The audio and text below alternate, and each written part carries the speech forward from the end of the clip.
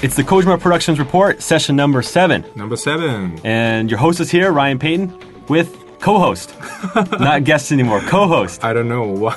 You just got a promotion. Yeah, thank you. Kenichiro Imaizumi. Hi people. Producer of MGS4. And we're here for yet another report. Yep. We were away on a trip. Field trip. And we're back in the studio. And we're back with a lot of news. Mm-hmm. And you ready to get right to it? Yep. We have lots of news. We have so today. much stuff to do. Yeah. All right, first off, this sucker, this big sucker right here. Famitsu, the 900th issue. Anniversary. Very, very impressive. Yep. Look at this sucker. Look at this fatty magazine. It's got 300 pages of Japanese video game goodness. Yeah. Well, maybe people doesn't know about Famitsu, so maybe you can... No, why don't you? The Famitsu is a Japanese #1 game magazine. Right. Weekly magazine. You know, they have a long history and lots of people buy this magazine, I think. Yeah, it's cool because you can pick it up at convenience stores, whereas in the States or in Europe... anywhere, station. Yeah, it's a little bit harder to get a hold of a game magazine, but this is sold everywhere. Right. And not too much Metal Gear stuff in this issue. That's too bad. That's too bad. Well, Subsistence and Acid already have been released in Japan, so... That's right. But they do have Metal Gear Solid Bayday. Yes. Articles in there. And for those of you who don't know, that is what the Japanese are calling the digital comic, Metal Gear Solid digital comic. That's right. And Bayday is actually BD. BD. This gets really confusing. Yeah. BD is French, right? Right. BD isn't French, it's bande dessinée. Yeah, bande dessinée. And then we shortened it to BD, and then the Japanese started calling it Bayday. Bayday. So it's quite interesting. All this is really, it's going all around different cultures, this title. But yeah, I'm here to announce officially on the Kojima Productions Report the official title of this new title, this PSP title. Right. Because before it was a working title, we called it Metal Gear Solid Digital Comic. But now it's officially named... You want me to say it? No. Yeah, go ahead. Go ahead. Okay. Go ahead. Metal Gear Solid Digital Graphic Novel. Finally. We figured out the title. Not too different, but it's a little bit easier to understand, I think. Yeah, that's right. Because it's not like a manga or anything. It's Ashley Wood's style is very much like a digital or like a graphic novel.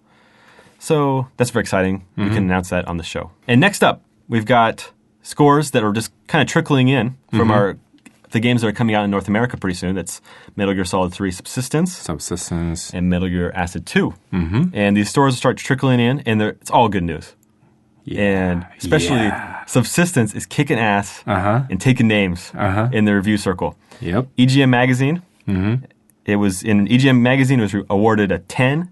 10. 10. 10. 9.5. 9.5. That is an incredible score. Wow. Game of the month. And Acid scored a silver rating, which is awesome too. And Mr. Nojuti's going to be very happy. Yeah. But we're not done yet. Because there's PSM Magazine, the PlayStation magazine. Wow. And there scored a 10, another perfect score. And they also wrote in there, we wish our review scale went to 11. 11. But 10 was a maximum, right? Maximum. Why don't they just move it up to 11? To shift to the point to 11. Yeah, we're not complaining though. We're so happy. Yeah, we're so happy. And the team is so happy too. Yeah, they're pumped. They printed out the issue, the page, and they're posting all around the studio. Right. And Acid scored a very solid 8.5. That's great too. Yeah, it's really, really great news.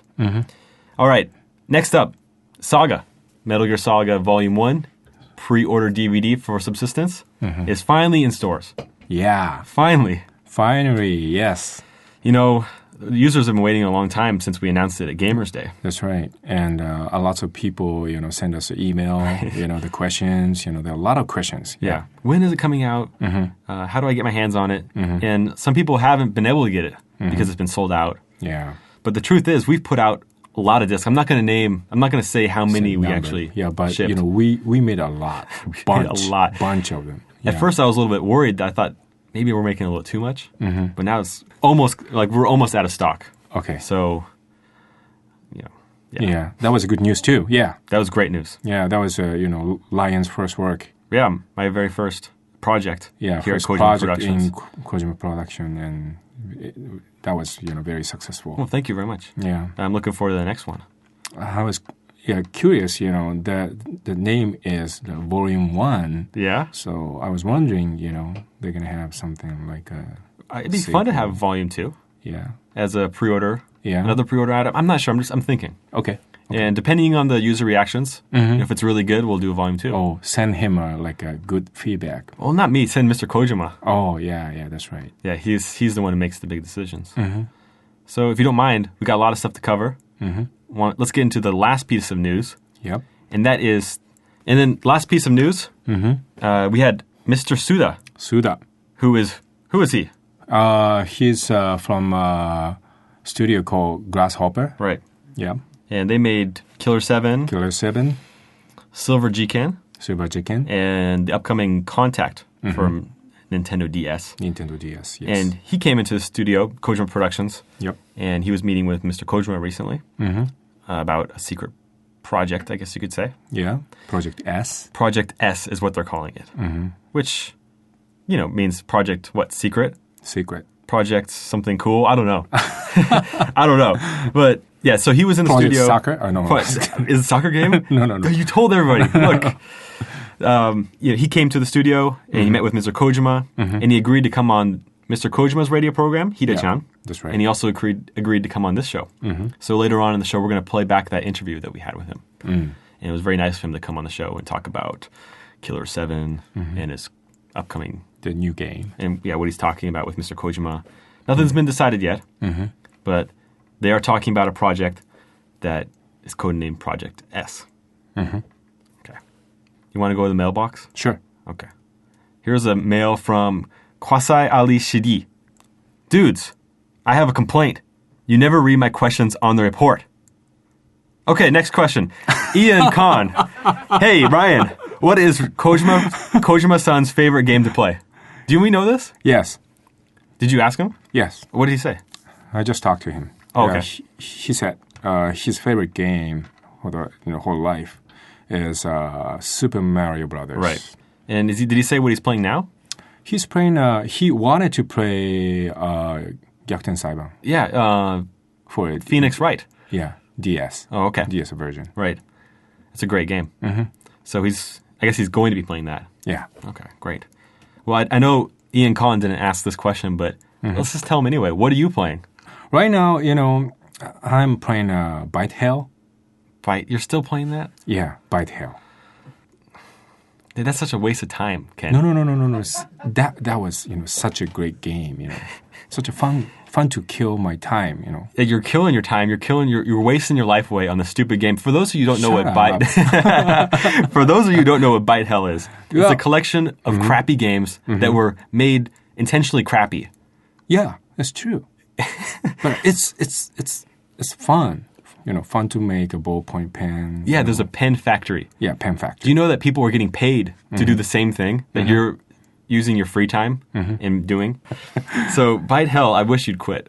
Is that the only thing you're playing? Right now, yes, Bite Hell and Grand Theft Auto for the PSP. Oh, Liberty City Stories? Yeah. How's that going? It's good. Yeah. That was your game. Wait, that is mine. That's right. Yeah, that was your game. I was wondering where that went. The Used. Can I handle this question? Sure, go ahead. Okay, go ahead. I refuse to buy games twice, he says, which is why I don't have Substance, which is the Metal Gear Solid 2 Substance. And he says, I will not buy Subsistence. In other words, he's saying he's not going to buy Snake Eater twice. He says, I don't play online, so the added value is not worth the full game price. But however, he wants the third disc of Subsistence and Saga, and he kind of goes on. The Used, I respect your opinion, but I also think it's stupid. Uh-oh. What'd you say? Because, to be completely honest, and this sounds like PR, but Subsistence is so full of stuff that it's not just Snake Eater wrapped in, we didn't repackage Snake Eater and just sell it for $30. Yeah, that is true, but did you call him stupid? Oh, I said his opinion stupid. Oh, okay. Because honestly, it would take forever just to name off everything that's in Subsistence. But there's Metal Gear, the MSX version that Americans and most Europeans have never played. Then there was Metal Gear 2, which has never been released outside of Japan. That's right. It's included in Subsistence. We've got boss duel mode, where you can fight with the bosses whenever you want. What else is there? Theater mode. Right. And 3D camera. Yeah, there's a 3D camera in Snake Eater, so you can play the whole game with a new camera. Yeah, it's totally different. Yeah, you will get lost in jungle. Yeah, it's more realistic. Yeah. And if you do get lost, just click the left trigger, the left stick, and it'll revert back to the old camera. You can kind of switch and toggle it back and forth. Right. I mean, there's online, there's Secret Theater, more Snake versus Monkey, MGS4 trailer. I mean, it just goes on and on and on and on. Yeah, there are so many things. Actually, too much stuff, I think, for $30. I think we should charge more. But so maybe he should just buy it. I think he's missing out. If you're a Metal Gear fan, I mean, you got to pick it up. And I know it sounds like PR stuff, but... Just buy it. Just buy it. Listen to Ken. Just buy it.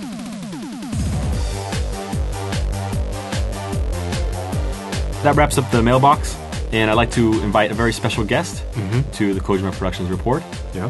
It's Aki Saito, who is here with us, and he's going to be translating the Suda interview. So yeah, let's welcome him on the show. Yes. And thanks so much for joining me, Ken. And we'll see you back next week, right? Okay. With some very exciting news. Yes, definitely. Yeah, we can't say it now, but we'll talk about it next week. Okay. Sounds good. Sounds Thanks good. again, Ken. See ya. Bye.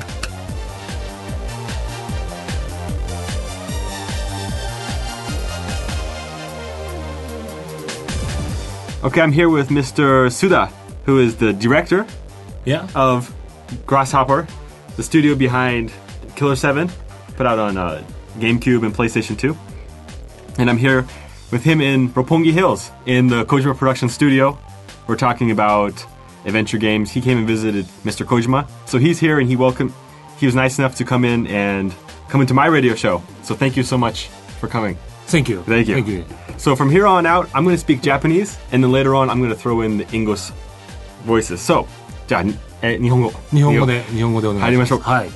じゃあ、よろしくお願いします。ありがとう。切っていただいて。こちらこそ、呼んでもらってありがとうございます。My first question for you is, when did you and Mr. Kojima meet? Well, I met Mr. Kojima for the first time last year, end of the year. I think it was the 28th of December. And also there was an event in January, Grasshopper event. And Mr. Kojima was even nice enough to say, let's do something together. So Grasshopper is very popular in Japan, but it isn't very popular abroad yet. I mean, does that bother you? I mean, or are you just satisfied with being really well known in Japan? Well, no. Actually, I want us to be famous in U.S. and Europe as well. For the U.S. and Europe game players as well, we want to be famous amongst them. And I always had this dream from the past, actually. I think the general reaction to Killer 7 has been very good, but like we talked about a little bit before, there is a very thin line between love and hate of the game with many people. Does that bother you? I mean, the hate part, of course. Well, if all is love, of course everyone's going to be happy about this. But even when I created games in Japan, it's always love and hate at the same time. I get criticism at the same time as well. And, I'm not trying to make it always deliberate, but I'm pretty much sure that the US user will react to this, whether they like it or not. So when you see poor reviews of your games, does that bother you at all? Yes, little, yeah, it bothers me a little. I only try to believe good reviews, and I try not to believe bad reviews. I thought that the English translation of Killer 7 was incredible, actually. I mean, who worked on that? All the translations were done by staffs internally in Capcom, and of course we use native speakers. And it's all not, direct translations, and use lots of slangs and bad words. And I really heard that, it's really translated very well. Well, the next generation is basically here. Does that worry you at all? I mean, how are you preparing for the next generation of hardware? For Revolution, yes, I'm looking forward to that new hardware. But, overall about the new hardware, I'm a little bit nervous about it. I'm nervous in terms of if the users are ready for these new hardware platforms is a question. As you know, Grasshopper, our studio, is not a gigantic studio. It's just consists of 40 staffs. So if we try for the PlayStation 3, the new hardware with that high spec, and if we make a mistake on it, our company might blow. That's why I'm a little bit bit nervous about the new hardware in general. So I hear your next game is going to be on Revolution. 作ります。 Yeah, you're right. We're going to try to create it on Revo. You better look out for it. Last question. Do you play many Western games or Western adventure games? Like Fahrenheit, for example? Yes. I play that game, Fahrenheit. It has a real cool, overall atmosphere to that game. Well, actually, the music was, I think, done by Angelo Badalamenti, who did Twin Peaks, and I really love the game. It has a kind of a Japanese flavor, and I was really surprised about it as well, and I love the game. All right, well, we're just about out of time. Thank you so much for joining me, Mr. Suda. Thank you for taking the time. Well, thank you very much. Our studio is going to try to create games that will be big hits for US and Europe as well. And maybe there might be a chance where we team up with Mr. Kojima as well. ありがとうございます。Thank you so much. こちらこそぜひまた呼んでください。ありがとうございます。はい。Okay. Thank you very much. どうもありがとう。すみません。Thank you.